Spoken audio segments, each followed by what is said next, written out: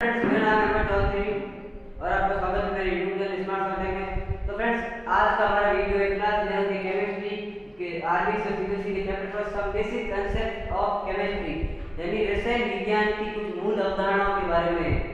तो फ्रेंड्स, हमने पिछले वीडियो में क्लास 11 के मैथ के जो चैप्टर फर्स्ट सेट समुच्चय के बारे में वीडियो बनाया था और उसका टॉपिक हमने क्लियर किया। तो आज का हमारा टॉपिक है केमिस्ट्री।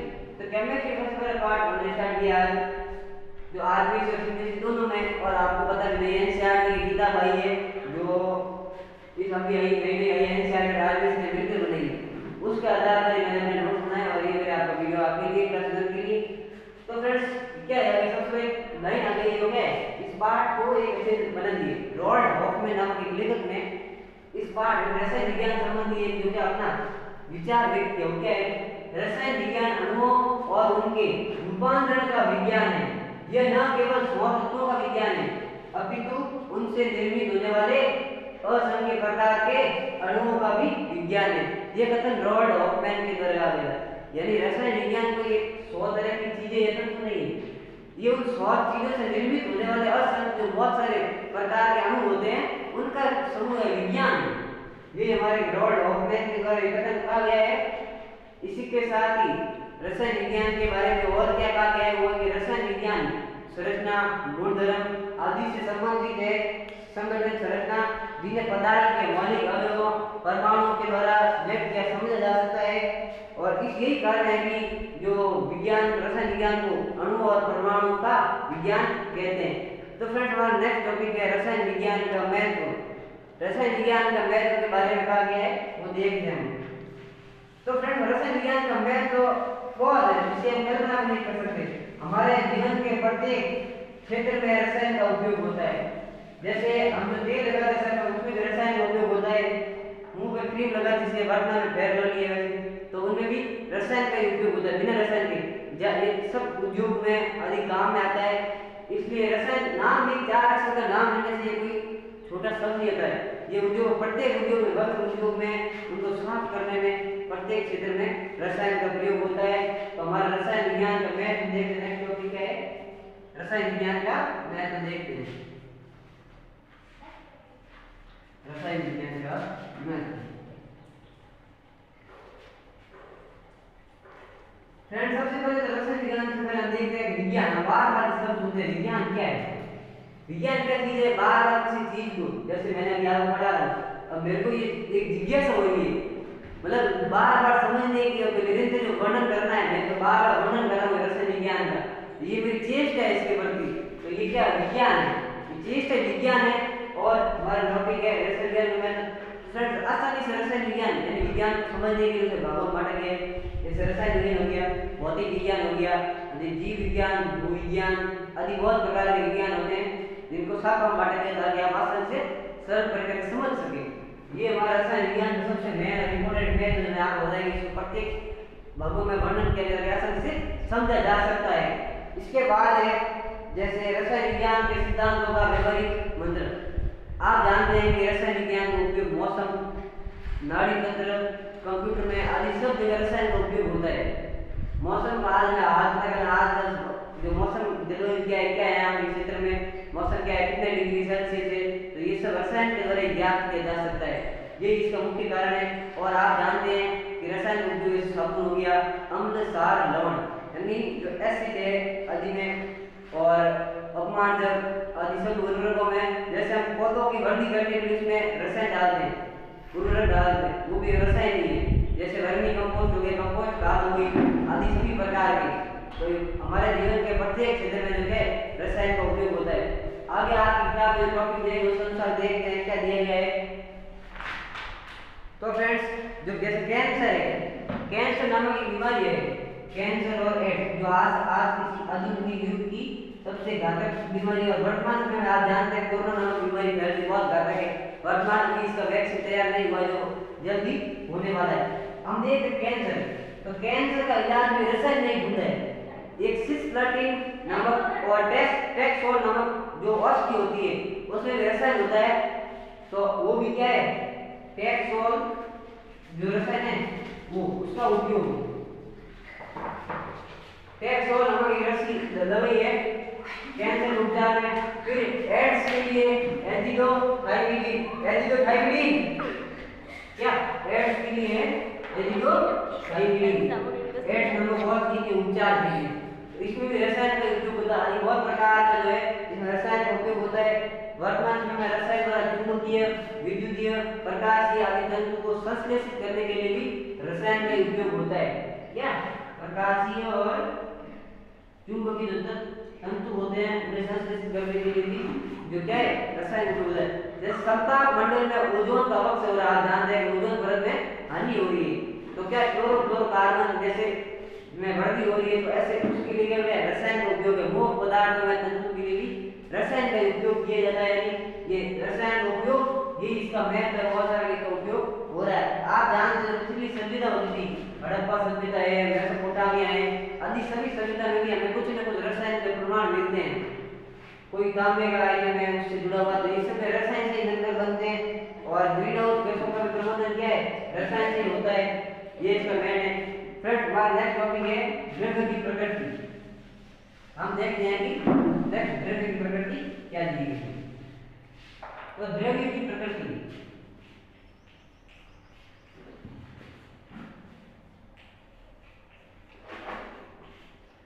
सबसे पहले हम ये देखते हैं कि द्रव्य क्या होता है। द्रव्य की प्रकृति से पहले देखते हैं द्रव्य क्या होता है। तो फ्रेंड द्रव्य क्या होता है, वह वस्तु जिसका द्रव्यमान होता है, वह वस्तु जिसका द्रव्यमान होता है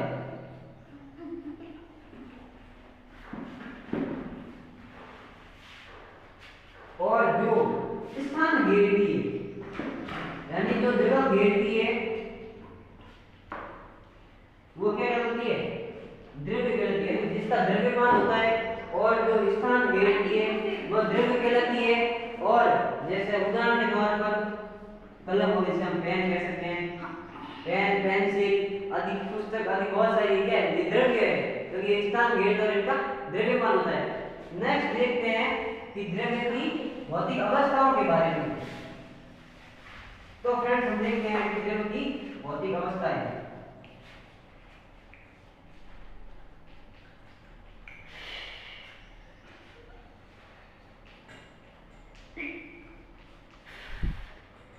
फ्रेंड्स द्रव्य की तीन अवस्था होती है, ये हम क्लास 6 7 से पढ़ते आ रहे हैं। द्रव्य की तीन अवस्था होती है। सबसे पहले होती है ठोस, जिस इंग्लिश हम सॉलिड कह सकते हैं। सेकंड होती है द्रव यानी लिक्विड, और थर्ड होती है गैस, जिस हिंदी और इंग्लिश दोनों में गैस ही पढ़ते हैं। अगर इन तीनों भौतिक अवस्थाओं में हम कणों की व्यवस्था करते हैं, यानी जो कण होते हैं उनकी व्यवस्था करते हैं, किस पर होगी कि ठोस में तो कण क्या होते हैं एकदम पास होते हैं, तो ये क्या गतिशील नहीं होते। ठोस में कण गतिशील नहीं होते पास होने के कारण। और द्रव्य में क्या होता है, जैसे हमने एक पात्र लिया, पात्र में जल भर दिया, उसके अंदर हमने कणों की व्यवस्था की। इसमें कण क्या पास होते हैं, लेकिन उनके मध्य थोड़ी स्थान होता है, जैसे क्या वो गतिशील रहते हैं। और इसके बाद गैस में तो कण बहुत दूर होते हैं, इसलिए वो गति बहुत तेजी से करते हैं। तो ये कणों की व्यवस्था हो गई द्रव्य की भौतिक अवस्थाओं में। इसके बाद हम देखते हैं कि क्या नेक्स्ट इनके अवस्था के लक्षण, द्रव्य की भौतिक अवस्था है उनके लक्षण संबंधित क्या दिया गया है। द्रव्य की अवस्था के लक्षण, द्रव्य की अवस्था के लक्षण।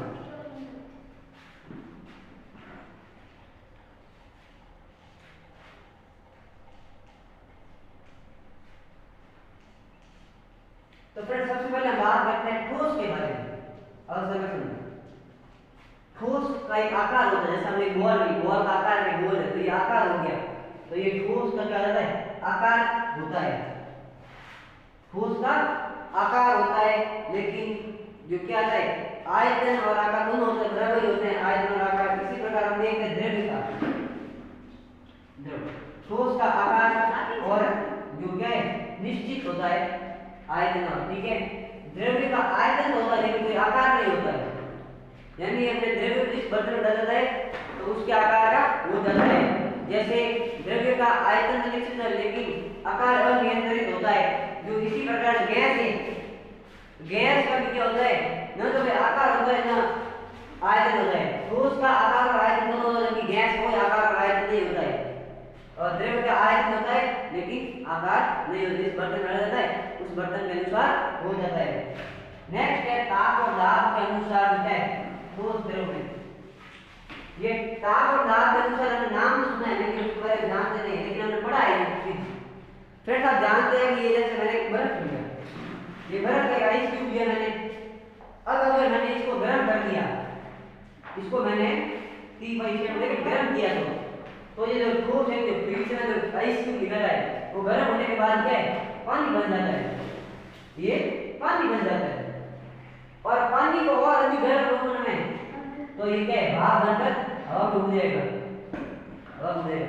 और अगर इसी भाप को मैं ठंडा करूंगा ना तो वापस द्रव में, और द्रव को और अधिक ठंडा करूंगा तो आइस यानी सॉलिड में इसी प्रकार हो जाएगा। तो अब देखते हैं हमारा नेक्स्ट टॉपिक क्या दिया गया है, द्रव की वर्गीकरण के संबंधित, द्रव का वर्गीकरण। नेक्स्ट टॉपिक है द्रव्य का वर्गीकरण। तो फ्रेंड्स द्रव्य का वर्गीकरण, द्रव्य में दो भाग होते हैं, मिश्रण और शुद्ध पदार्थ। मिश्रण में क्या होता है, दो भाग होते हैं, समांगी और विषमांगी मिश्रण होते हैं, क्लास 6 का हमने पढ़े। और ये दो शुद्ध पदार्थ जिसमें तत्व और यौगिक आते हैं। सबसे पहले देखते हैं समांगी मिश्रण क्या होता है। तो किसी मिश्रण में घटक, यानी किसी मिश्रण में घटक एक दूसरे के, किसी मिश्रण में घटक एक दूसरे में पूर्णतः मिश्रित हो जाते हैं तो समांगी मिश्रण। और जिसमें दो जो घटक एक दूसरे में मिश्रित नहीं होते हैं, विषमांगी। तो समांगी उदाहरण देखते हैं, जैसे जल में शक्कर या चीनी का विलयन, ये समांगी मिश्रण है। और विषमांगी का उदाहरण देखते हैं तो चीनी और नमक का मिश्रण। और तत्व, जब एक कोई अणु होता है तो उसे हम तत्व कहते हैं, और जब बहुत सारे अणु तत्व या मिल जाते तत्व तो यौगिक में, जैसे एक तत्व सोडियम हो गया और जब बहुत सारे मिलेंगे तो यौगिक बन जाएगा। और यौगिक को उदाहरण देखते हैं कैसा होता है, जैसे H2O है, यानी जल का जो विलयन, जल और H2O बढ़ते हैं फॉर्मूले के अनुसार। फ्रेंड आप लोग सोचते हैं कि ये जो जल है H2O ये बनता कैसे है। तो इसमें क्या है, हाइड्रोजन के दो अणु है और एक ऑक्सीजन का अणु है। तो ये हाइड्रोजन का एक अणु, एक ऑक्सीजन का अणु, एक हाइड्रोजन का अणु, यानी 2 H2 और एक सिंगल ऑक्सीजन, तो 2H और ये H2O। इसी प्रकार CO2 कार्बन डाइऑक्साइड, एक ये होगी C का, एक O परमाणु और एक O, तो CO2। हम इसको ऐसे पढ़ सकते हैं OH2 वाला, पर ये ऐसे नहीं पढ़ेंगे, इसको फॉर्मूला के साथ H2 बोला जाता है। हम इसको ऐसे नहीं बोलेंगे कि जो O2C CO2 नाम के अनुसार ये चल रहा है। क्या अगले वर्ड में कौन सा है पर H उसके अनुसार है। तो नेक्स्ट हम देखते हैं कि क्या इसमें क्या आगे का वर्गीकरण क्या है। जल का वर्गीकरण हो चुका है। अब नेक्स्ट देखते हैं H2O एक और परमाणु से जोड़ते हैं। ये एक आयतन लिया H का, और इस एक और आयतन लिया तो ये हो गया H2। ये भी एक यौगिक का उदाहरण है। ये जब दो तत्व मिलेंगे तो उसके अनुसार जो है। अब है कि जो द्रव्य होते हैं इनका गुणधर्म और इनका मापन कैसे करते हैं। तो द्रव्य का गुणधर्म और मापन, द्रव्य के गुणधर्म और मापन।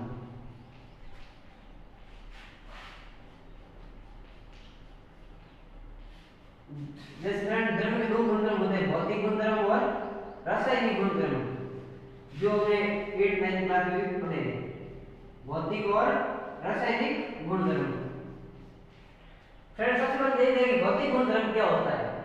तो भौतिक गुणधर्म वे गुणधर्म जिनमें पदार्थ की जो संरचना है, संगठन को परिवर्तित किए बिना बनाया जा सकता है, मापा जा सकता है उन्हें, यानी वे गुणधर्म जिनमें पदार्थ की पहचान या संगठन को परिवर्तन के बिना ही मापा सकते हैं, जैसे बिना मापन के जो परिणाम का मापन किया जाता है वो भौतिक गुणधर्म होता है।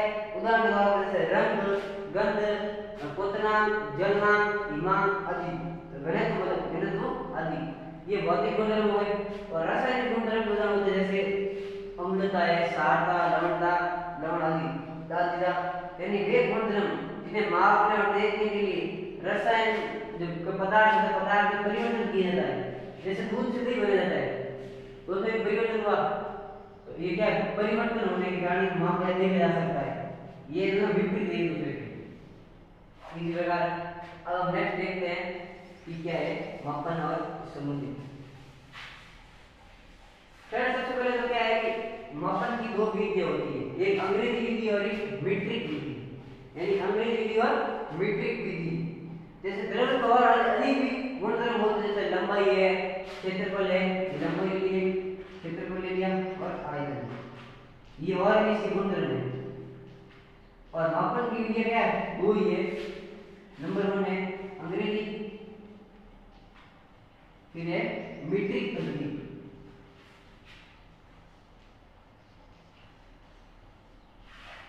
अंग्रेजी पद्धति जो है, अंग्रेज ब्रिटेन से पद्धति है। मीट्रिक पद्धति के बारे में हम देखते हैं, मीट्रिक पद्धति क्या है। तो मीट्रिक पद्धति क्या है, फ्रांस में जो 18वीं शताब्दी के उत्तरार्ध में ना, वहां पे जो इंजीनियर या जो कह सकते हैं जो वहां जो ज्ञाता थे शिक्षा गणित संबंधी, उन्होंने मीट्रिक पद्धति का प्रचलन किया था, यानी फ्रांस में मीट्रिक पद्धति फ्रांस में 18वीं शताब्दी के उत्तरार्ध में, क्योंकि वो वहां क्या है 10 मानक प्रणाली में आधारित थी मीट्रिक पद्धति, यानी पॉइंट वाली 10 मानक प्रणाली में आधारित थी। और फ्रांसीसी वैज्ञानिक द्वारा 1960 में एसआई पद्धति, मीट्रिक पद्धति में कुछ भाग है, इसमें एक एसआई पद्धति आई थी 1960 में। जो क्या है फ्रांसीसी वैज्ञानिक द्वारा एक एसआई पद्धति बनाई गई है, ऐसे यानी अंतरराष्ट्रीय पद्धति। जैसे आपकी किताब में क्या दिया गया है एसआई पद्धति संबंधित, वो देखते हैं क्या दिया गया है कि मात्रकों की अंतरराष्ट्रीय पद्धति जो एसआई है, ये फ्रांस में ली सिस्टम इंटरनेशनल ली यूनिट्स का विकास 1960 में भारत माप के 11वें सर्व सम्मेलन में जो क्या स्वीकृत किया गया है, कॉन्फ्रेंस जनरल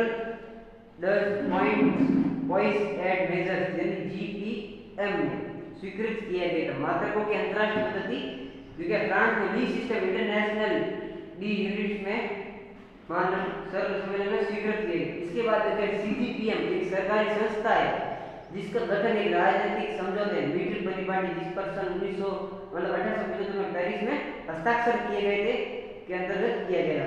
एसआई पद्धति में 7 आधार मात्रक होते हैं, 7 आधार मात्रक होते हैं और 2 पूरक राशियां होती है, ठीक है। तो ये मात्रक 7 वैज्ञानिक राशि से संबंधित रखते हैं, जैसे अन्य घूर्णन गति, आयतन, घनत्व और इन राशि में व्युत्पन्न किया जाता है। एसआई पद्धति में अपवर्तियों और अपवर्तकों को व्यक्त करने के लिए पूर्व लग्नों का प्रयोग किया जाता है। और अगर नेक्स्ट टॉपिक देखते हैं द्रव्यमान और भार संबंधी क्या दिया गया है, यानी द्रव्यमान और भार।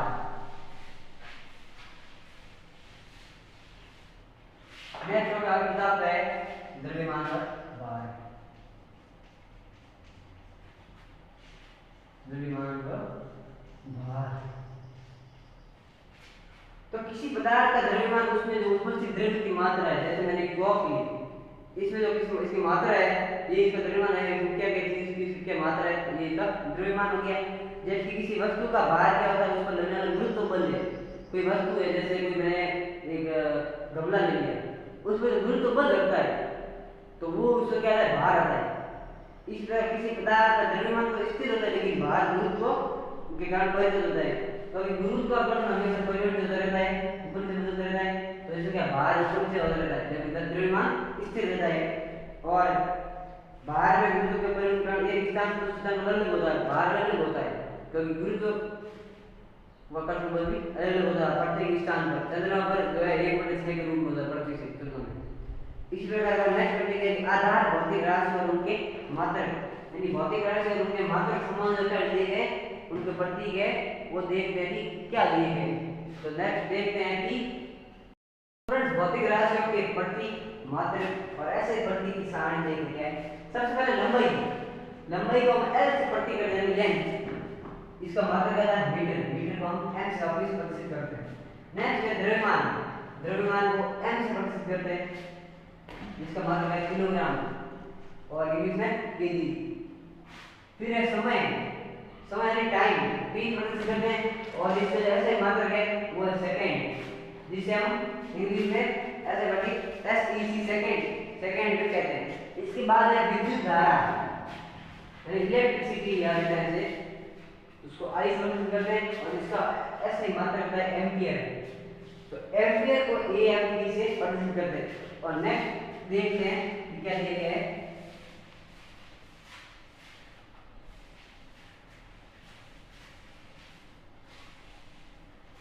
जैसे नेक्स्ट है आपके तापक्रम।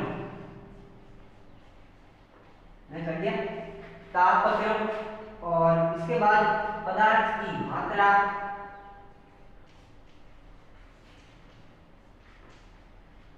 पदार्थ की मात्रा, फिर है ज्योतिक तीव्रता,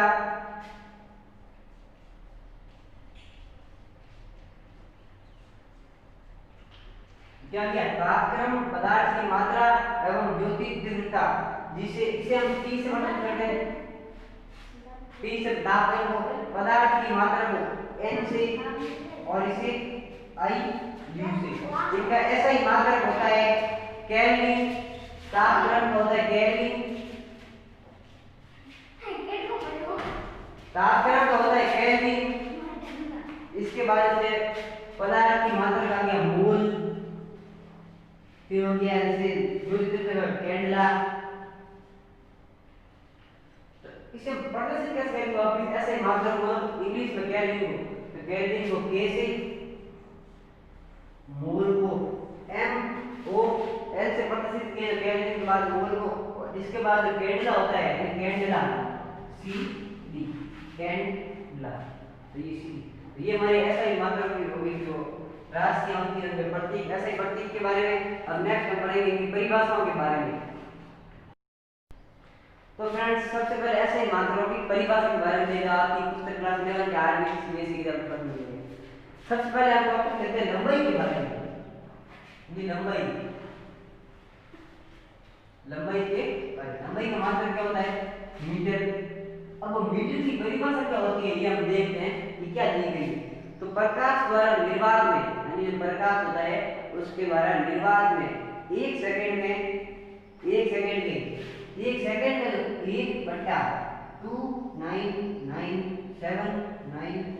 और 2458 जो समय अंतराल तय किए गए पथ की लंबाई, ये इस अंतराल में अंतर्गत तय किए गए पथ की लंबाई जो होती है 1 मीटर होती है।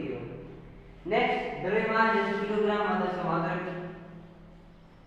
द्रव्यमान का मात्रक होता है किलोग्राम, जिसे हम केजी कह सकते हैं, केजी। और जैसे केजी की परिभाषा क्या होती है, तो ये अंतरराष्ट्रीय मानक क्या है किलोग्राम द्रव्यमान के बराबर है।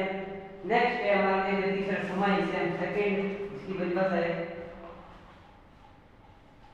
मात्रक है, इसकी परिभाषा 1 सेकंड क्या होता है 1 सेकंड सीजियम 133 परमाणु की, सीजियम 133 परमाणु की मूल अवस्था के 2 अतिसूक्ष्म स्तरों के बीच होने वाले संक्रमण के संगत विकिरण के इक्राणु बराणु और 1770 आवर्तों की एक अवधि है।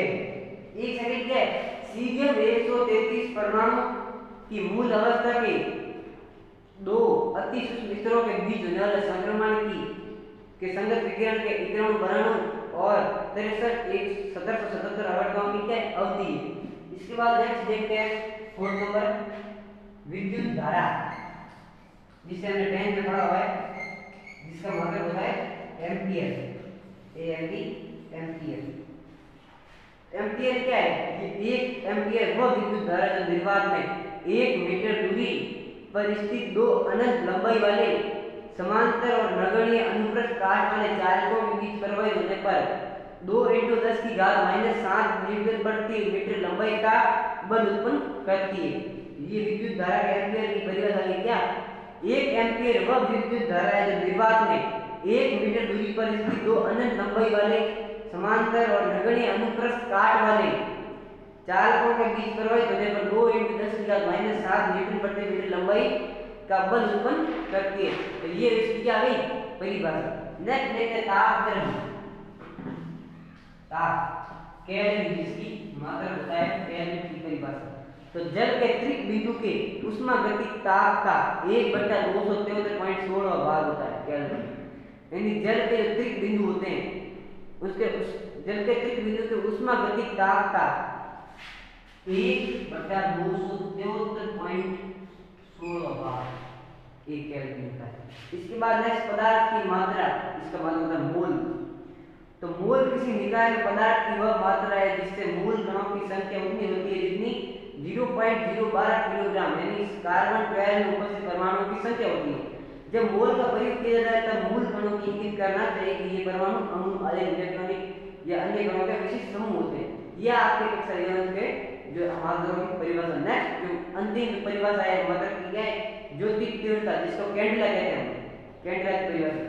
तो यह किसी दी गई दिशा में 540 × 10⁻12 हर्ट्ज आवृत्ति वाले स्रोत की ज्योतिक तीव्रता है जो उस दिशा में 1/683 वाट प्रति स्टेडियन की विकिरण तीव्रता का एक वर्णी प्रकाश उत्सर्जित करता है। तो ये परिभाषा आप अपनी किताब में देख सकते हैं, सारणी के रूप में आपको दी गई है किताब में, जिसमें प्रत्येक राशि यानी मात्रा की परिभाषा दी गई है। नेक्स्ट देखते हैं कि मापन के राष्ट्रीय मानकों का अनुरक्षण। आपकी किताब के बारे में ये मात्राओं का चलन और परिभाषा समय के साथ साथ परिवर्तित होती है। जब भी नए सिद्धांतों को अपना किसी विशेष मात्रा के मापन की यथार्थ निर्देश बढ़ती जाती है तो मीटर संधि के सदस्य देश उस मात्रा की औपचारिक परिभाषा में परिवर्तन करने के लिए सहमत हो जाते हैं यदि कोई मात्रा पद्धति होती है। अगर हम मात्रा पद्धति को स्वीकार कर लेता है, फ्रेंड आप जानते हैं कि इस दुनिया में कम से कम 200 से 12 देश है, ठीक है, जो संयुक्त राष्ट्र मिले गए 193 संयुक्त राष्ट्र में मिल चुके हैं। तो प्रत्येक देश की सहमति के बाद ही एक मीटर संधि होती है जो क्या है, मतलब जो मापन में क्या है चेंजेस करना होता है, तो इन देशों के मध्य सहमत होते हैं, मीटर संधि कहते हैं। उनके सहमत होने के बाद ही मापनों का अनुरूपण चेंज की जाती है मानक। इसके बाद भारत जैसे प्रत्येक देश में एक राष्ट्रीय मापन विज्ञान संस्था होती है NMI, नेशनल मेट्रोलॉजी इंस्टीट्यूट होती है। मापन की जो देखभाल करता है भारत द्रव्यमान हो गया आदि जैसे प्रत्येक द्रव्यमान संबंधी कोई भी परिवर्तन करना होता है ना, तो NMI वर्क किया जाता है, यानी नेशनल जो क्या है मेट्रोलॉजी इंस्टीट्यूट है। यह जिम्मेदारी वर्तमान किसे दिल्ली स्थित NPL को दी गई है, यानी दिल्ली में स्थित एक संस्था है NPL जिसे दी गई है NPL को। और NPL की पूरी परिभाषा है राष्ट्रीय भौतिक प्रयोगशाला, नेशनल फिजिकल लेबोरेटरी। इस प्रयोगशाला के मापने के मात्रकों के आधार तथा व्युत्पन्न मात्रकों को प्राप्त करने के लिए निर्धारित प्रयोग करते हैं। मापन के राष्ट्रीय मानकों निश्चित अवधि के बाद इन मानकों की तुलना विश्व के अन्य राष्ट्रीय मानकों के अंतर्राष्ट्रीय विवरण प्रतिष्ठित मानकों के साथ की जाती है। तो फ्रेंड्स जिस आपके मापन के अनुरूप मात्राओं का अनुरक्षण था। अब नेक्स्ट टॉपिक के जो दिया गया है वो देखते हैं SI पद्धति में पूर्व लेवल का योग होता है ना, SI पद्धति में पूर्व लेवल